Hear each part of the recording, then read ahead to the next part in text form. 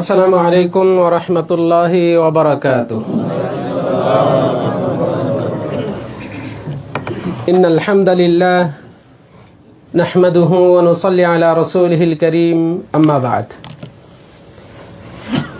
Medina Islamic centre কর্তৃক আয়োজিত আজকের এই ইসলামী হালাকায় উপস্থিত অত্র সেন্টারের সম্মানিত সুযোগ্য দায়ী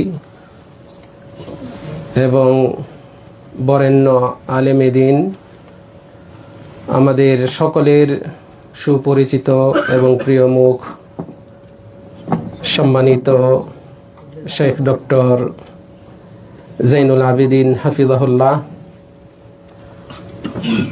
এবং পাশাপাশি আপনারা যারা আমাদের দ্বীনী ভাই, আল্লাহ সুবহানাহু ওয়া তাআলার প্রিয় বান্দা, দিন অর্জনে, সহি জ্ঞান অর্জনে অত্যন্ত আগ্রহী, কল্যাণ পাওয়ার আশাবাদী, আল্লাহ রাব্বুল আলামিন আপনাদের আমাদের সকলকেই কবুল করুন, উত্তম বিনিময় দান করুন।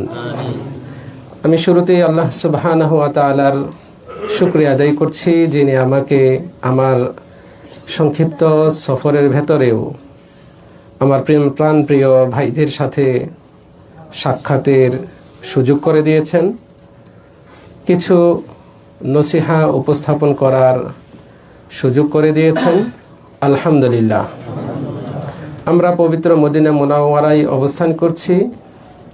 এই অবস্থান পৃথিবীতে বান্দারা এই জাগতিক জীবনে যে নিয়ামতগুলো পায় সেগুলোর মধ্যে আমার দৃষ্টিতে অন্যতম শ্রেষ্ঠ নিয়ামত। আমরা এই নিয়ামতের কদর করব। নবী মুহাম্মদ সাল্লাল্লাহু আলাইহি ওয়াসাল্লামের এই শহরে থেকে তার আদর্শকে লালন করার মাধ্যমে আল্লাহ রাব্বুল আলামিন আমাদের সকলকে তৌফিক দান করুন। আমাদের নবী মুহাম্মদ সাল্লাল্লাহু আলাইহি ওয়াসাল্লাম, তার পরিবারবর্গ, সকল সাহাবী এবং কিয়ামত পর্যন্ত আমরা যারা তাদের পদাঙ্ক অনুসরণ করছি সকলের উপর আল্লাহ সুবহানাহু ওয়া তাআলা তার দয়া, রহমত ও শান্তি বর্ষণ করুন, আল্লাহুম্মা আমিন। সম্মানিত দ্বীনী ভাইয়েরা, আমি প্রায় 5.5 মাস পর মদিনা মুনাওয়ারায় এসেছি। এখানে এসেই আল্লাহ সুবহানাহু ওয়া তাআলার বিশেষ দয়ায় আজকের জুমার খুতবার অনুবাদের সুযোগ পেয়েছি, এবং সেটা আপনারা অনেকেই হয়তো পেয়েছেন, পিডিএফ কপি পেয়েছেন, এবং অনেকেই আমাকে ব্যক্তিগতভাবে ফোন করে মেসেজ করেও বলেছেন, যেহেতু আজকে ইসলামিক সেন্টারে আসবেন তাহলে খুতবার অনুবাদ সংক্ষিপ্তভাবে যদি উপস্থাপন করেন আমরা উপকৃত হব। তাছাড়া আজকের খুতবাটিও এই যে এখন যে সামনে আমাদের মৌসুম আসছে, এই মৌসুমের সাথে ওতপ্রোতভাবে জড়িত বিধায় এই বিষয়ে আলোচনা করাটাও যৌক্তিক মনে করছিলাম। তাই আমি আপনাদের সামনে আজকের মসজিদে নববীতে যে খুতবা প্রদান করা হয়েছে সেই খুতবার সংক্ষিপ্ত বঙ্গানুবাদ উপস্থাপন করব ইনশাআল্লাহ। আপনারা সকলে ইতিমধ্যে জেনেছেন, যিনি আজকে খুতবা দিয়েছেন অত্র মসজিদের সুযোগ্য ইমাম শেখ ডক্টর আব্দুল মুহসিন বিন মুহাম্মদ আল কাসেম হাফিজাহুল্লাহ। তিনি আমাদের সামনে আমরা রমজান মাসকে কিভাবে বরণ করব, রমজান মাসকে বরণ করার সর্বোত্তম উপায় কি, এই শিরোনামে খুতবা প্রদান করেছেন। অত্যন্ত গুরুত্বপূর্ণ এই খুতবার বৈশিষ্ট্য হচ্ছে তিনি এখানে কেবল কোরআন এবং সুন্নাহ থেকেই দলিল দিয়ে আমাদের সামনে বিষয়গুলো উপস্থাপন করেছেন সাবলীল ভাষায়। আমি অত্যন্ত সংক্ষিপ্তভাবে আপনাদের সামনে সেই বিষয়গুলো উপস্থাপন করব। ওমা তৌফিকি ইল্লা বিল্লাহ। উল্লেখ্য যে সম্মানিত খতিব সাহেব রমজান মাসকে বরণ করার জন্য সর্বশ্রেষ্ঠ 9টি আমল আমাদের সামনে উপস্থাপন করেছেন। আমরা ইতিমধ্যেই আমাদের সম্মানিত শাইখের কাছ থেকে রমজান এবং রমজানের সিয়ামের ফজিলত সম্পর্কিত খুবই গুরুত্বপূর্ণ কেবল কোরআন এবং সুন্নাহ এই দুই দলিল নির্ভর আলোচনা শুনেছি। মনোমুগ্ধকর আলোচনায় আমরা আমাদের খোরাক পেয়েছি। আমরা ইনশাআল্লাহ আজকের এই খুতবার মাধ্যমেও শ্রবণ করার মাধ্যমেও আমরা আমাদের এই সম্পর্কিত যে মালুমাত বা জ্ঞান তার পূর্ণতা পাবো ইনশাআল্লাহ। আল্লাহ রাব্বুল আলামিন আমাদেরকে বিষয়গুলো অনুধাবন করার তৌফিক দান করুন এবং সেই অনুযায়ী আমল করার তৌফিক দান করুন। সম্মানিত দিনী ভাইয়েরা, আমাদের সম্মানিত খতিব সাহেব খুতবার শুরুতেই আল্লাহ সুবহানাহু ওয়া তাআলার প্রশংসা করেছেন, নবী মুহাম্মদ সাল্লাল্লাহু আলাইহি ওয়াসাল্লামের উপর দরুদ ও সালাম পাঠ করেছেন। তারপর তিনি সকলকেই প্রকাশ্যে অপ্রকাশ্যে আল্লাহর তাকওয়া অবলম্বন করার ওসিয়ত করেছেন। বস্তুত যে কোনো বক্তব্যের শুরুতে আল্লাহর প্রশংসা করা, নবী মুহাম্মদ সাল্লাল্লাহু আলাইহি ওয়াসাল্লামের উপর দরুদ পাঠ করা, এটা বক্তব্যের আদব যা আমাদের নবী মুহাম্মদ সাল্লাল্লাহু আলাইহি ওয়াসাল্লাম আমাদেরকে শিখিয়েছেন।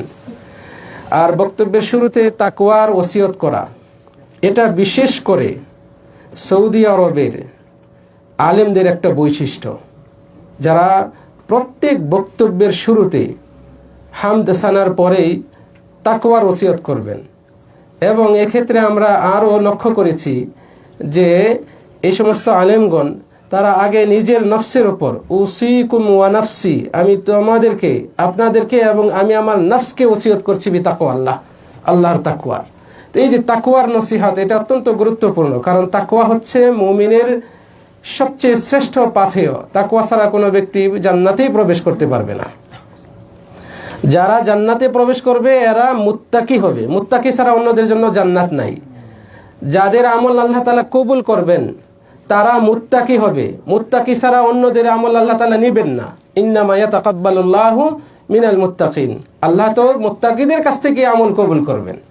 ফলে তাকওয়ার ওসিয়ত এত গুরুত্বপূর্ণ, যার কারণে প্রত্যেক আলেম, এই বিশেষ করে আমাদের এই দেশের, এই হারামাইনের দেশের আলেমদেরকেই আমরা এই ব্যাপারে মানে আমাদের মডেল হিসেবে পাই। আলহামদুলিল্লাহ, আমরাও আলহামদুলিল্লাহ এই শিক্ষা নিয়ে আমাদের দেশে এবং অন্যান্য দেশে যারা যাচ্ছেন তারা এই দাওয়াতই পৌঁছে দিচ্ছেন। আল্লাহ রাব্বুল আলামিন আমাদেরকে এই জাতীয় ভালো কাজগুলো আরো বেশি বেশি করে জানার ও প্রচার করার তৌফিক দান করুন। খতিব সাহেব মূল খুতবার শুরুতে বলছেন, আইয়ুহাল মুসলিমুন, দীনুল ইসলাম দীনুন মাতিন। হে মুসলমানগণ, ইসলাম ধর্ম হচ্ছে একটি শক্তিশালী ধর্ম। এই ধর্মের ভিত্তি বেশ কয়েকটি রুকনের উপর, এই ধর্ম বেশ কয়েকটি রুকনের উপর প্রতিষ্ঠিত। সেগুলোকে যে বিধানগুলো ওয়াজিব, আল্লাহ তাআলা ওয়াজিব করেছেন, আবশ্যক করেছেন, এই ওয়াজিব বিধানগুলো এই রুকনগুলোকে শক্তিশালী করে। এবং অনেক মুস্তাহাব বিষয় রয়েছে যেগুলো পালন করা উত্তম, সওয়াবের, এগুলোর মাধ্যমে এই রুকনগুলো সৌন্দর্যমণ্ডিত হয়। আর আল্লাহর কাছে সবচেয়ে প্রিয় আমল হচ্ছে, আল্লাহর কাছে সবচেয়ে পছন্দনীয় আমল হচ্ছে যা তিনি বান্দাদের উপর ফরজ করেছেন সেগুলো।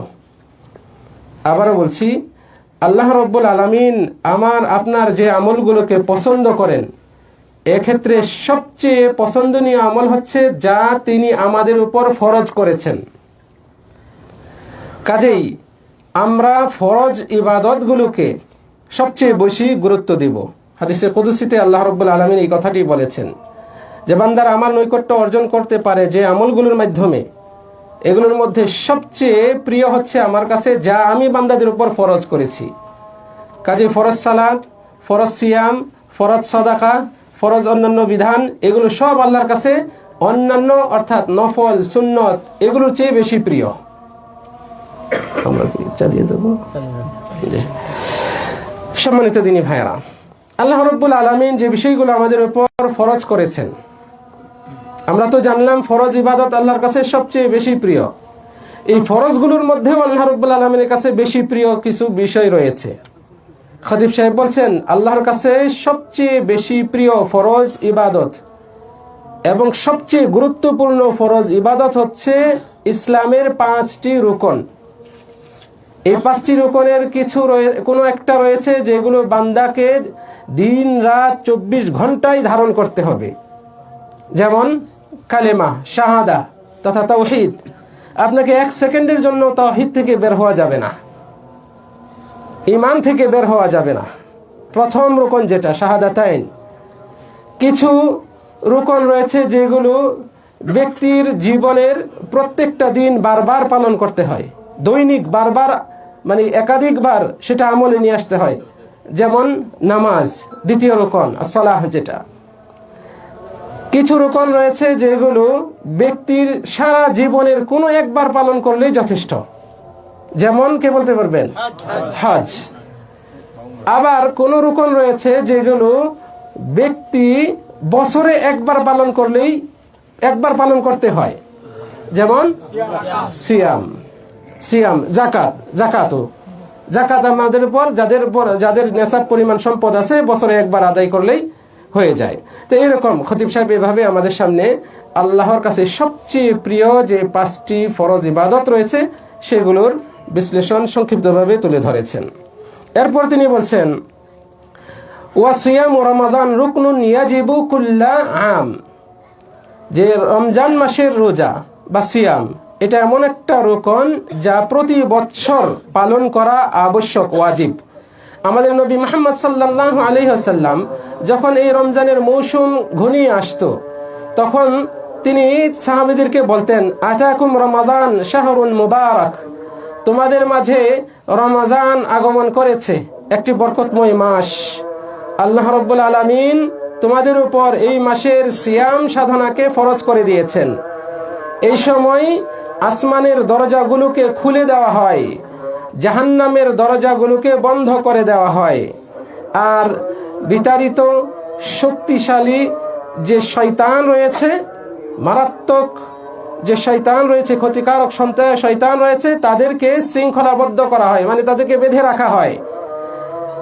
এই রমজান মাসে আল্লাহর এমন একটা রাত রয়েছে যে রাতের মর্যাদা 1000 মাসের চেয়েও উত্তম। আমি হাদিসের অনুবাদ শোনাচ্ছি।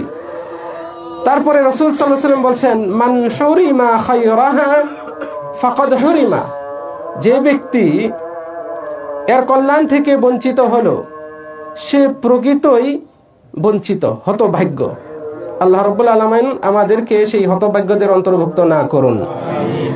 খতিব সাহেব বলছেন আল্লাহ রাব্বুল আলামিন এই রমজানের রোজাগুলোকে নিজের সাথে সম্পৃক্ত করেছেন, নিজের পবিত্র সত্তার সাথে সম্পৃক্ত করে ঘোষণা দিয়েছেন যে তিনি নিজে এর বিনিময় দান করবেন।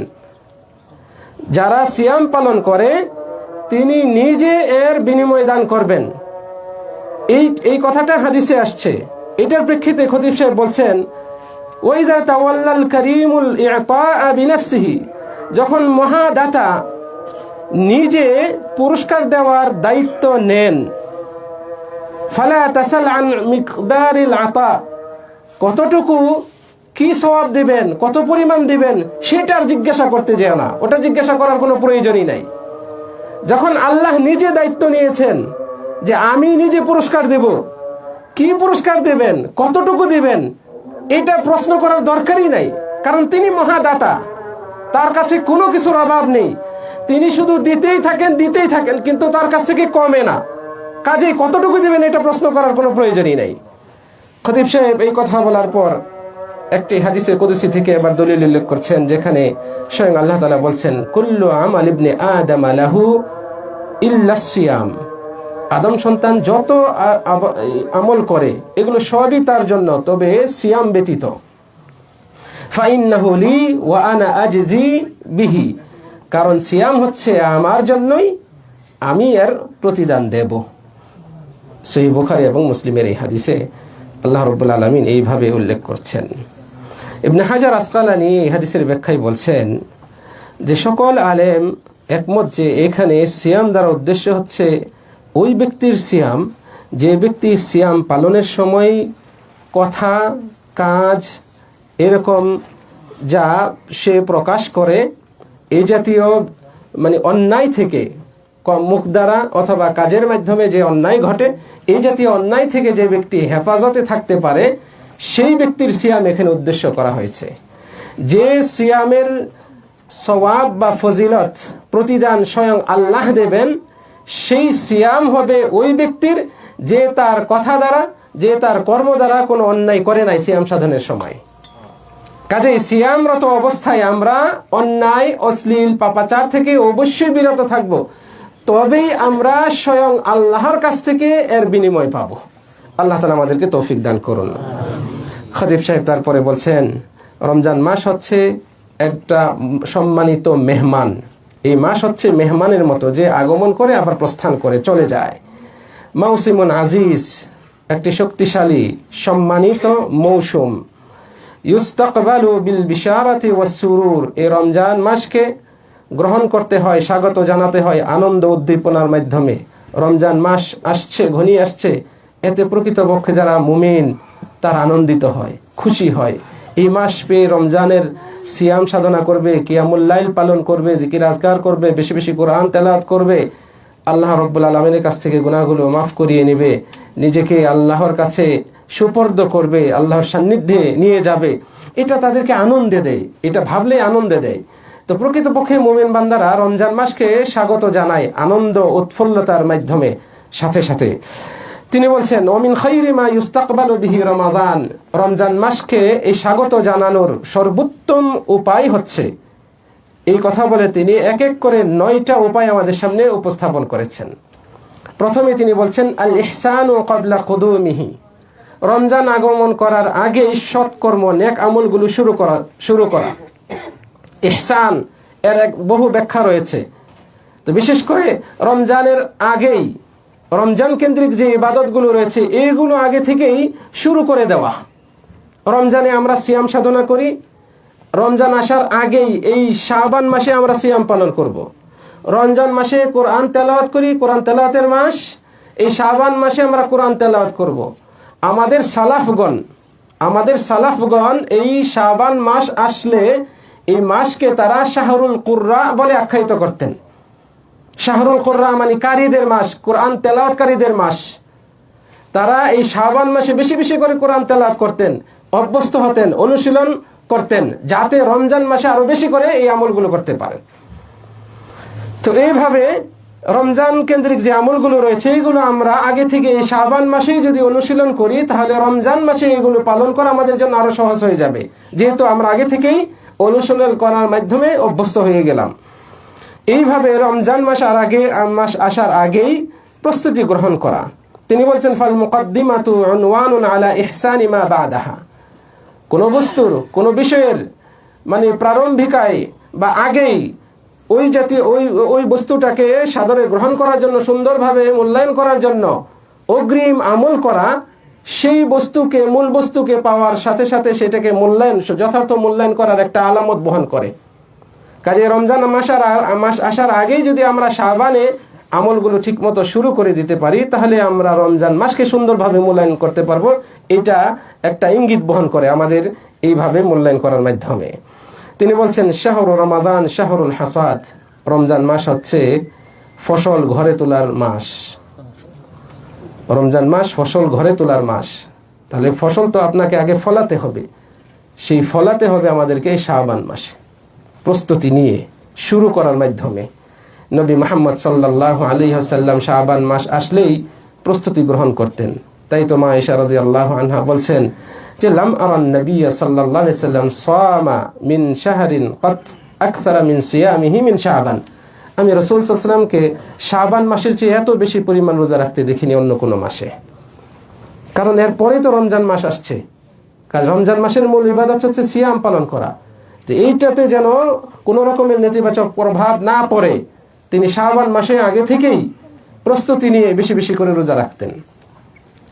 খতিব সাহেব বলছেন, রমজান মাস হচ্ছে মেহমান, যা খুব দ্রুতই চলে যায়। আল্লাহ রাব্বুল আলামিন বলেছেন, আইয়াম মাদুদাত, হাতে গোনা কয়েকটা দিন, সুনির্দিষ্ট কিছু দিন মাত্র, 30টা দিন বা 29টা দিন। কাজে যারা উচ্চাকাঙ্ক্ষী, যাদের হিম্মত রয়েছে, যারা প্রকৃতপক্ষে সর্বোচ্চ মাকামে পৌঁছতে চায়, সর্বোচ্চ পুরস্কার পেতে চায়, তারা এই মাসে পরম দয়াময় আল্লাহ রাব্বুল আলামিনের যে দান, অনুগ্রহ, উপহার রয়েছে সেগুলো গ্রহণ করার জন্য যেন দ্রুত অগ্রসর হয় এবং সৎ আমলগুলো পালনে প্রত্যয় গ্রহণ করে। তাহলে এই সময়, এই রমজান মাস আসার আগেই আমাদের যে কাজ, মুমিনদের যে প্রস্তুতি, তার একটা হচ্ছে যে দৃঢ় প্রত্যয় গ্রহণ করা। আমি এই আমলগুলো ভালোভাবে পালন করব, সেই হিসেবে এখন থেকেই শুরু করে দেওয়া। এই মর্মে খতিব সাহেব বলছেন, এই ক্ষেত্রে আমাদের মাথায় রাখতে হবে যে সকল সৎকর্মের মূল হচ্ছে আপনার বিশুদ্ধ নিয়ত। নিয়ত যদি ঠিক না থাকে তাহলে আপনি যত আমলই করেন না কেন এটা আল্লাহ রাব্বুল আলামিন কবুল করবেন না। আল্লাহ রাব্বুল আলামিন বলছেন, নবীকে উদ্দেশ্য করে বলছেন, কুল ইন্নী উমিরতু আন আ'বুদাল্লাহ মুখলিসান লাহুদ্দিন। হে নবী, আপনি বলে দিন, আমি আদিষ্ট হয়েছি আমি আল্লাহর ইবাদত করব, দ্বীনে একনিষ্ঠ হয়ে ইবাদতগুলো পালনে আমি একেবারে একনিষ্ঠ ইখলাসের সাথে আমি ইবাদত পালন করব, এই মর্মে আমাকে আদেশ করা হয়েছে। তাহলে ইখলাস ব্যতীত আপনার ইবাদত কবুল হবে না। এরপরে আমরা যে রমজান মাসকে গ্রহণ করব, রমজান মাসে যে ইবাদতগুলো পালন করব, বিশেষ করে সিয়াম এবং কিয়াম, এই দুইটা ইবাদত, এক্ষেত্রে আপনাকে আমাকে আরেকটা বিষয় স্মরণে রাখতে হবে। আপনাকে আমাকে সওয়াব পাওয়ার প্রত্যাশা রাখতে হবে। আমরা শুনেছি ফজিলত থেকে, সম্মানিত শেখ আলোচনা করেছেন, সেখান থেকে শুনেছি সিয়াম পালন যারা করে তারা জাহান্নাম থেকে মুক্তি পায়, তাদের গুনাহগুলো আল্লাহ রাব্বুল আলামিন মাফ করেন। কিন্তু আপনারা কি জানেন, এই গুনাহ মাফের জন্য আল্লাহ তাআলা তার নবীর মাধ্যমে একটা শর্ত জুড়ে দিয়েছেন। সেটা হচ্ছে আপনাকে সওয়াবের প্রত্যাশা করতে হবে। মান সামা রমাদানা ঈমানান ওয়া ইহতিসাবান, ঈমানের সাথে সওয়াবের আশায়, তা আপনার ওই সওয়াবের আশা প্রত্যাশা থাকতে হবে। খতিব সাহেব এই বিষয়টি আমাদেরকে স্মরণ করিয়ে দিয়েছেন। তিনি বলছেন, ওয়া মাগফিরাতুয যুনুবি ফিস সিয়াম মাশরুতাতুন বিবতিগাইল আজরি মিনাল্লাহ। সিয়াম সাধনার মাধ্যমে ক্ষমা লাভ করা, এটা জুড়ে দেওয়া হয়েছে, শর্তযুক্ত করা হয়েছে ইবতিগা আল আজর মিনাল্লাহ, আল্লাহর কাছ থেকে সওয়াব পাওয়ার প্রত্যাশার উপর। রাসূল সাল্লাল্লাহু আলাইহি ওয়াসাল্লাম তারপরে এই যে হাদিসটা যা একটু আগে উল্লেখ করলাম, এটা তিনি বলেছেন এবং খতিব সাহেব উল্লেখ করেছেন। এর সাথে সাথে কিয়ামুল লাইল, তারাবি যা আমরা পড়ি, এটার ব্যাপারেও একই কথা বলেছেন খতিব সাহেব। এই ক্ষেত্রেও আমাদেরকে অবশ্যই সওয়াবের প্রত্যাশা রাখতে হবে, তাহলে এর প্রকৃত যে ফায়দা বা সওয়াব সেটা আমরা পাবো। তারপরে খতিব সাহেব বলছেন দ্বিতীয় প্রস্তুতি, তিনি বলছেন সাইয়্যিদুশ শুহুর শাহরুল জিদ্দি ওয়াত তাশমির। এই রমজান মাস হচ্ছে সকল মাসের মধ্যে শ্রেষ্ঠ মাস। এই মাসে কোরআন নাজিল করা হয়েছে, কাজে এই মাস কোরআনের মাস, কোরআন তেলাওয়াত এই মাসে আমাদেরকে বেশি বেশি করে করতে হবে। এই কিছুক্ষণ আগে আমরা আলোচনা শুনেছি, জিবরাইল আলাইহিস সালাম আসতেন এবং রাসূল সাল্লাল্লাহু আলাইহি ওয়াসাল্লামকে কোরআন খতম করাতেন, রাসূলুল্লাহ নিজে শোনাতেন, জিবরাইল আলাইহিস সালাম শোনাতেন, এইভাবে স্টাডি করতেন পুরো মাস জুড়ে। তৃতীয় আরেকটি আমল যার মাধ্যমে আমরা রমজান মাসকে মূল্যায়ন করব, সেটা হচ্ছে সালাতুল লাইল, রাতের নামাজ, তারাবি, তাহাজ্জুদ, কিয়ামুল লাইল, এগুলো পালন করে রমজানকে মূল্যায়ন করা। রমজানের দিনে আমরা সিয়াম সাধনা করব আর রাতের বেলায় কিয়ামুল লাইল পালন করব। ফরজ নামাজের পরে সবচেয়ে গুরুত্বপূর্ণ নামাজ হচ্ছে রাতের নামাজ। নবী মুহাম্মদ সাল্লাল্লাহু আলাইহি সাল্লাম বলছেন, মান কামা মাআল ইমাম, যে ব্যক্তি ইমামের সাথে কিয়ামুল লাইল করে, হাত্তা ইয়ানসারিফা, ইমাম নামাজ শেষ করা পর্যন্ত, কুতিবা লাহু কিয়ামু লাইলাতিন, তার জন্য সারা রাত, একটি রাতভর কিয়ামুল লাইল, তাহাজ্জুদ পড়া বা তারাবির নামাজ পড়ার সমান সওয়াব লেখা হয়। তো এইভাবে রাসূল সাল্লাল্লাহু আলাইহি সাল্লাম আমাদেরকে উদ্বুদ্ধ করেছেন।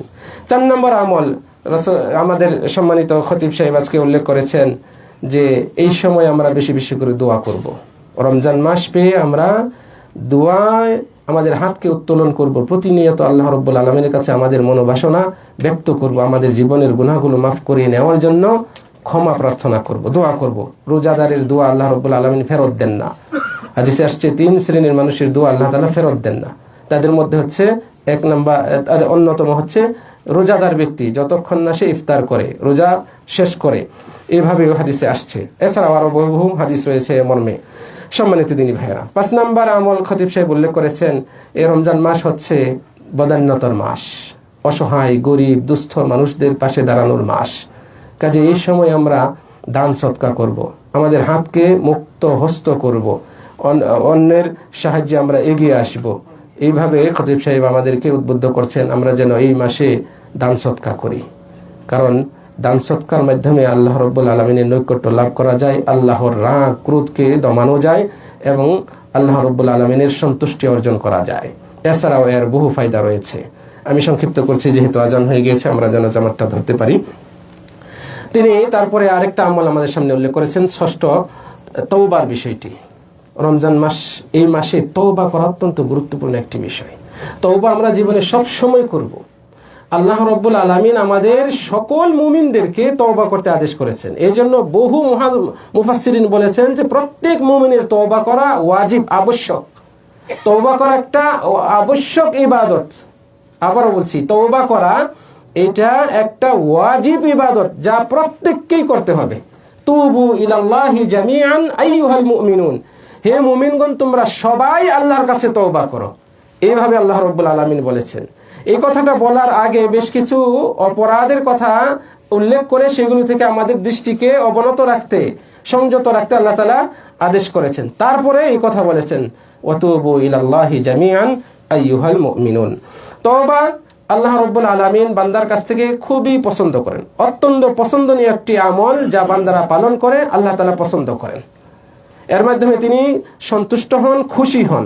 এ সম্পর্কে তো আমরা হাদিসেও জানি। খতিব সাহেব বলছেন একটা মানুষের শ্রেষ্ঠ দিন হচ্ছে সেই দিন যেই দিন সে আল্লাহর কাছে তওবা করেছে। সুবহানাল্লাহ। একজন মুমিনের শ্রেষ্ঠ দিন তো সেই দিন যেই দিন সে আল্লাহর কাছে তওবা করার তৌফিক পেয়েছে। আল্লাহ রাব্বুল আলামিন আমাদের সকলকে তওবা করার তৌফিক দান করুন। আমরা যেন প্রতিনিয়ত তওবা করতে পারি। তওবা করার জন্য আনুষ্ঠানিকতার প্রয়োজন নাই, আলেম ওলামাদেরকে ডেকে আনার প্রয়োজন নাই, বিশেষ খাবার আয়োজনের প্রয়োজন নাই। আপনি আল্লাহর সামনে বসে যান, তওবা করেন। রাসূল সাল্লাল্লাহু আলাইহি ওয়াসাল্লাম এরকম প্রত্যেকটা বৈঠকে 100 বার বা তার চেয়েও বেশি তওবা করতেন। আব্দুল্লাহ বিন ওমর রাদিয়াল্লাহু আনহু বলছেন এরকম প্রত্যেক বৈঠকে আমি গুনে দেখেছি তিনি 100 বার এই দোয়া পড়তেন, রব্বিগফিরলি ওয়া তুব আলাইয়া ইন্নাকা আনতাত তাওয়াবুর রহিম। এই যে তওবার একটা অন্যতম দোয়া, শ্রেষ্ঠ দোয়া, এটা রাসূল সাল্লাল্লাহু আলাইহি ওয়াসাল্লাম প্রত্যেক বৈঠকে 100 বার বা তার চেয়ে বেশি বার পড়তেন। আমাদের কতবার পড়া উচিত? এরপরে আরেকটি আমল হচ্ছে ইস্তিগফার করা। 7 নম্বর আমল খতিব সাহেব যা উল্লেখ করেছেন, ইস্তিগফার করা। আল্লাহু আকবার। যারা ইস্তিগফার করে তাদের উপর আল্লাহর গজব আসে না। যারা প্রতিনিয়ত ইস্তিগফারে অভ্যস্ত হয়ে যায় রব্বুল আলামিন তাদের উপর আযাব পাঠান না, বালা মুসিবত দেন না, সহজে বালা মুসিবত তাদেরকে গ্রাস করে না।